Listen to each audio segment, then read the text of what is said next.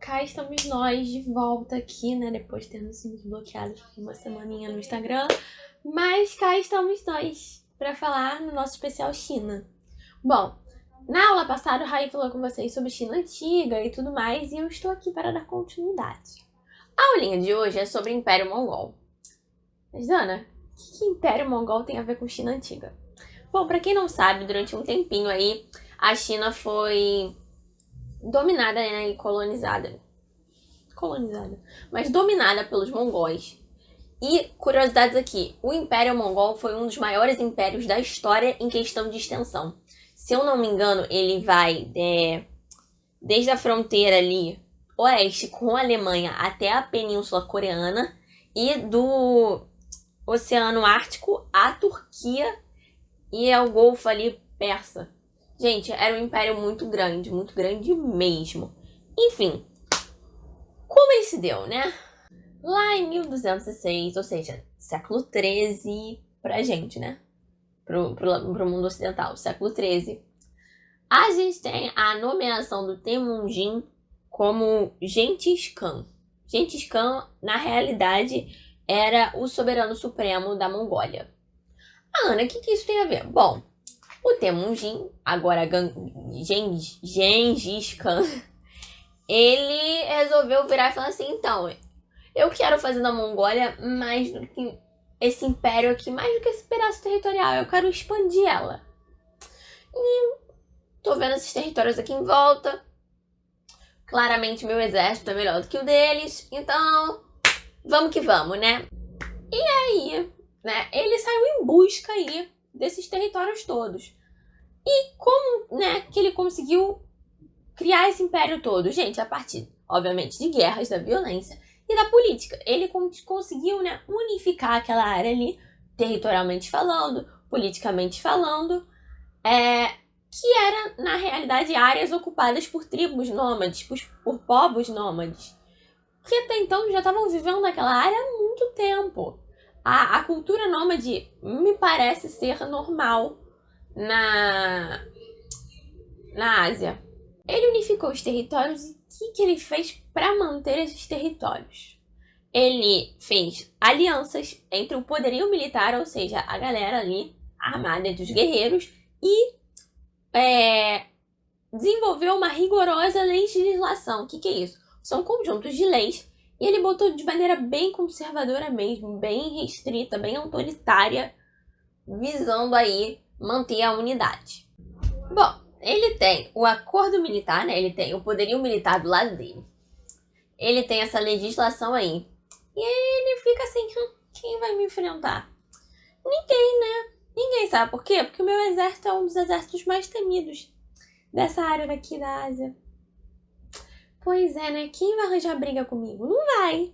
E aí ele começa a política expansionista do Império Mongol. Como ela se dá? Bom, em 1215, os mongóis já haviam tomado e dominado o norte da China. O que eles fizeram nisso? Como é que eles conseguiram isso? Eles atravessaram a Grande Muralha da China. Eles conseguiram atravessar, no século XIII, a Grande Muralha da China e conseguiram render a cidade de Pequim. Fizeram o líder de Pequim se render. E eles passaram a dominar essa área. Bom, de 1221 a 1225, eles se voltaram aí para os estados muçulmanos. Então, eles acabaram se tornando donos, em 4, 5 anos, né, de empreitadas, de guerras, o Império Mongol se tornou dono dessa área e o Império passou a se estender até o Golfo Persa. Só que, em 1227, morre o Temujin, que é o Genghis Khan. Mas não se preocupa, gente. O que acontece? Os filhos dele, os netos dele, né? Eles continuaram ampliando aí o império. E eles dividiram esse império em 4 principados. Não vou conseguir pronunciar os nomes agora. Mas eu sei de 2 que são muito importantes, que é o Horda de Ouro, que foi pro oeste em direção, tipo, à Rússia, à Europa, né? A Rússia, a Hungria ali. E tem um outro grupo que foi em direção ao Irã e o atual Iraque. Não vou saber nomeá-los direitinho. Mas, enfim. E aí, em 1238, a gente tem os principados russos com essa galera aí do Horda de Ouro que foi em direção lá, a gente tem os principados russos aniquilados. Então, beijo Rússia, botei a Rússia no meu bolso e ela agora é do Império Mongol. Bom, em 1240, a cidade de Kiev, ela foi rendida. E aí, os mongóis, eles atacaram logo em seguida, né, a Polônia e a Hungria e conseguiram dominar esses territórios. Vocês estão entendendo que os caras estão fazendo assim, eles estão fazendo assim. Serem parados, nunca nem vi, entendeu? Nunca nem vi. E segue. E aí, em 1258, as tropas mongóis vão e derrubam Bagdá.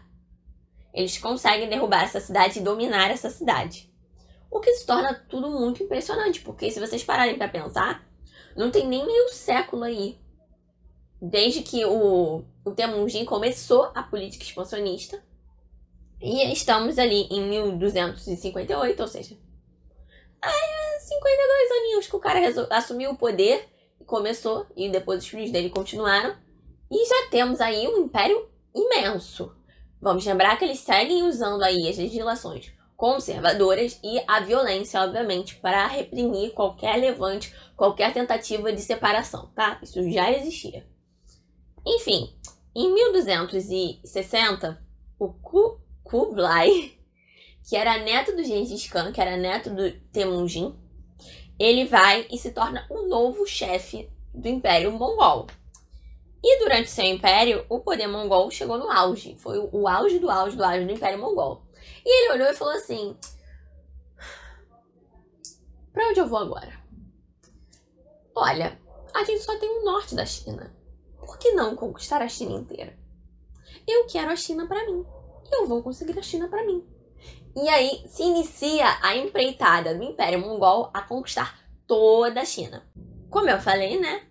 O Kublai se estava muito interessado na China e ele falou: cara, eu considero a China minha. Porque ninguém aqui vai tentar me enfrentar. E quem tentar me enfrentar vai perder. Então, eu sou o imperador da China. Ele mudou a capital do Império Mongol para Pequim.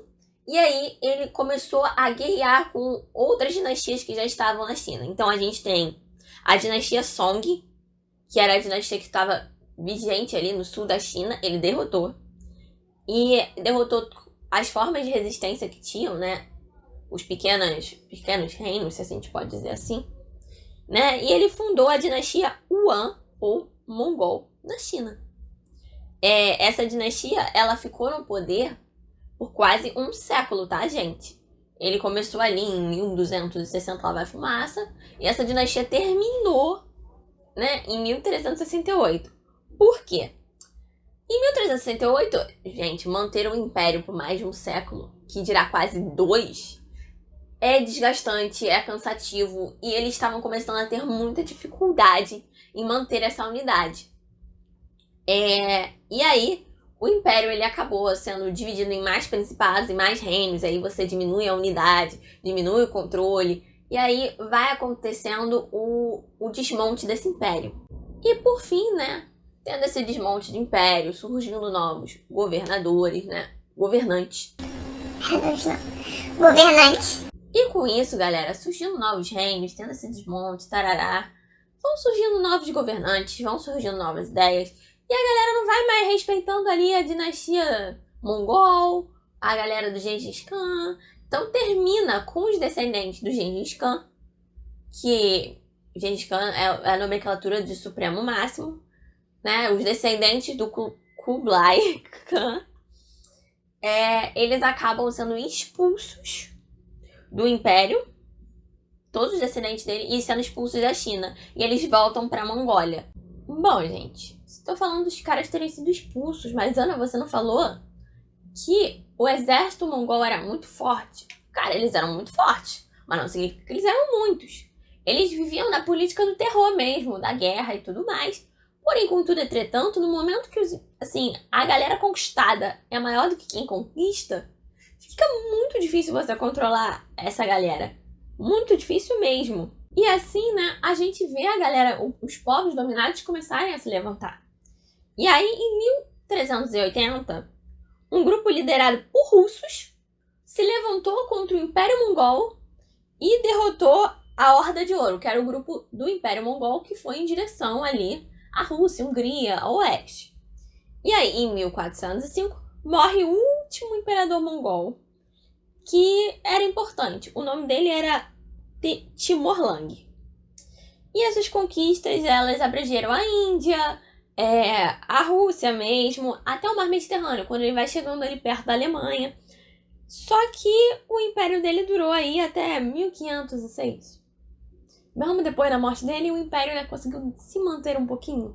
Mas a gente já estava falando de um desmonte, né, gente? Então, obviamente, o império dele, por mais que seja extenso, a gente tem a questão administrativa que não dava, os povos começaram a se levantar, o político já estava, tipo, muito abalado, as políticas de terror já não estavam funcionando, a legislação conservadora estava sendo muito utilizada, então a repressão estava sendo muito forte, mas não tão forte quanto a resistência. Entram todas essas questões. E aí, o vasto império que eu falei no início da aula, esse império imenso, que ocupou quase 1/3, né, do território mundial, ele volta a se reduzir aí para a sua terra original, que é a Mongólia, e partezinha ali do norte da China. E ali tem também seus pequenos reinos em volta, que eram ligados ao Império Mongol. Bom, considerações finais, gente. Os mongóis, eles acabaram perdendo o poder, em parte, pela forma como eles governavam, né? Terrorzinho psicológico, essa questão muito conservadora, muito autoritária. E eles acabavam também, como eles eram muito poucos, eles acabavam dependendo de pessoas locais, ou seja, de administradores locais, para garantir que as suas políticas fossem aplicadas no dia a dia. O que dava espaço aí para poder escapar das mãos dos mongóis e retornar para o local, para a população local, facilitando assim diversos levantes. E aí, no século XVII, a gente tem a maior virada de jogo. Por quê?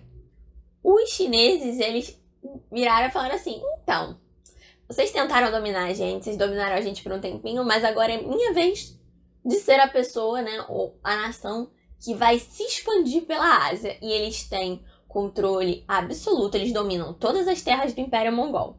Então é isso, gente. Eu espero que vocês tenham gostado dessa aulinha. Ela ficou super curtinha, ainda bem. E a gente vai tentar seguir nesse esquema de gravar aulas curtinhas, falar sobre a China, porque é um país interessante, é uma cultura interessante que a gente não tem muito acesso. É isso, gente. Vejo vocês na próxima aula. Beijos!